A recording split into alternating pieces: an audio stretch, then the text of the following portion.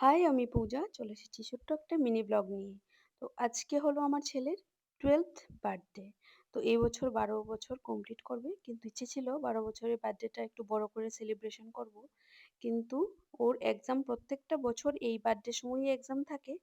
তো এই বছর পর, পর এক্সাম হওয়াতে যেহেতু দুর্গাপূজা তাড়াতাড়ি চলে এসছে, তো এক্সামগুলির ডেট একদম কম, কম দেওয়ায় মানে গ্যাপ একদম কম থাকায় ভীষণ হেক্টিক যাচ্ছে ওর উপর। তার জন্য বেশি একটু কিছু আর সেলিব্রেশন তেমন বড় হবে না।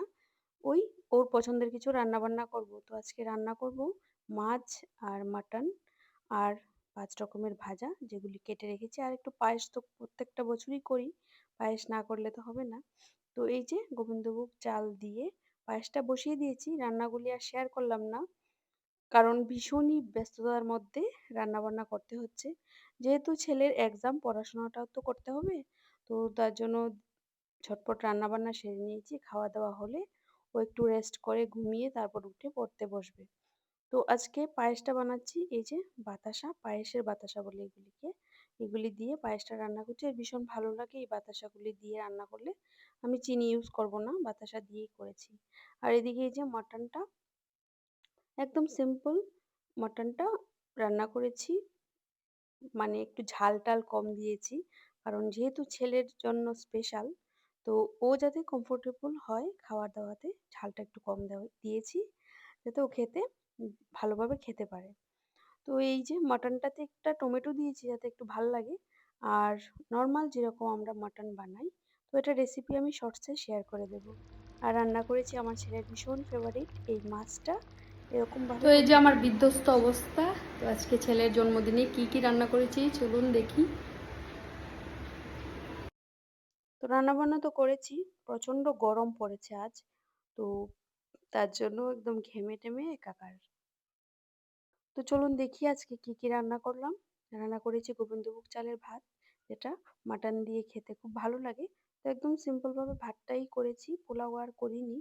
যেহেতু এক্সামের সময় বেশি একটা রিচ খাওয়া-দাওয়া এমনি মাটন আছে, মাছ আছে। আর এই যে ৫ রকম ভাজা, মিষ্টি কুমড়ো ভাজা, বেগুন ভাজা, পটল ভাজা, কাঁকরোল ভাজা আর আলু ভাজা।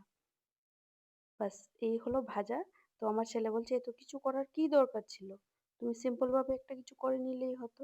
তো আমার মার মন তো আর মানে না। তো এদিকে ছেলের পছন্দের মাছটা রান্না করে নিলাম। আর মাটনটা করেছি একদম হালকা পাতলা যাতে খেয়ে কোনো রকম অসুবিধা না হয়। দেখতেই পাচ্ছেন আর গোটা, গোটা পেঁয়াজ দিয়ে করেছি। মাটনের রেসিপিটাও শেয়ার করব। মাছের রেসিপিটাও আমি শর্টসে শেয়ার করব। দেখে নিতে পারেন। তো এই যে মাছটা ও খেয়ে এত ভালোবেসেছে বলছে মামি আর কিছু ছিল না দরকার।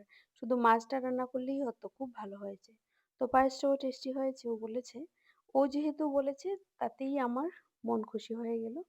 তো ছেলেকে খাবার-দাবার দিয়ে দিলাম। বেশি কিছু করিনি। ডালটা আর দেখাইনি। ডাল ছিল, মাছ ছিল, মাংস ছিল আর একটু পায়েস আর ৫ রকমের ভাজা। ওকে বলেছি সবটা একটু, একটু করে নিয়ে খেয়ে নিলেই হবে। ভাজাগুলি যদি কমপ্লিট না খায় দরকার নেই। ও যতটুকু খাবে ততটুকুই হবে। তো ও তো খেয়ে ১ম এই বলে যে খুব টেস্টি হয়েছে। এখনো সবকিছু ধরেইনি। তো লাস্টে বলেছে মাম্মি সবকিছুই টেস্ট হয়েছে। ওর মাছটা খুব ভালো লেগেছে। এইভাবে মাছ রান্না করলে আমার ছেলে ভীষণ খেতে ভালোবাসে। তো তার জন্য এভাবেই মাছটা রান্না করেছি। আর হাসব্যান্ড ভিডিও করে দিচ্ছে। ও এক কোণায় দাঁড়িয়ে ভিডিও করেছে। বেশি একটা এসব বিষয়ে আমার হাসব্যান্ডের নলেজ নেই। তো অ্যাঙ্গেল গুলি ধরতে কোন অ্যাঙ্গেলে ধরলে আমিও আর কিছু বলিনি। তো এখান থেকে দাঁড়িয়েই ও ভিডিওটা করছিল। তো এই হলো আমার ছেলের জন্মদিন। এভাবেই সেলিব্রেশন করলাম সিম্পল ভাবে। আর সন্ধ্যার সময় ছোট একটা কেক এনেছিল। তখন আর ভিডিও করিনি যেহেতু ও পড়তে বসেছিল। তো জাস্ট শুধু কেকটা কাট করে তারপর ওকে একটু কেক খাইয়ে দিয়েছি ব্যাস। এই হলো আমাদের ছোট-মোটো জন্মদিন পালন। তো কেমন হয়েছে? আমার ছেলেকে সবাই আশীর্বাদ করবেন ও যাতে বড় হয়ে মানুষের মতো মানুষ হয়।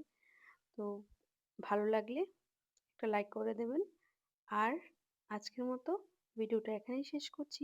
নিয়ে আসবো আরেকটা নতুন ব্লগ দুর্গাপূজাতে। তো এই যে লাস্টে একটু ফটো-টটো তুললাম। এইভাবেই আমাদের জন্মদিন সেলিব্রেশন হলো। Tata, bye bye. ভালো থাকবেন।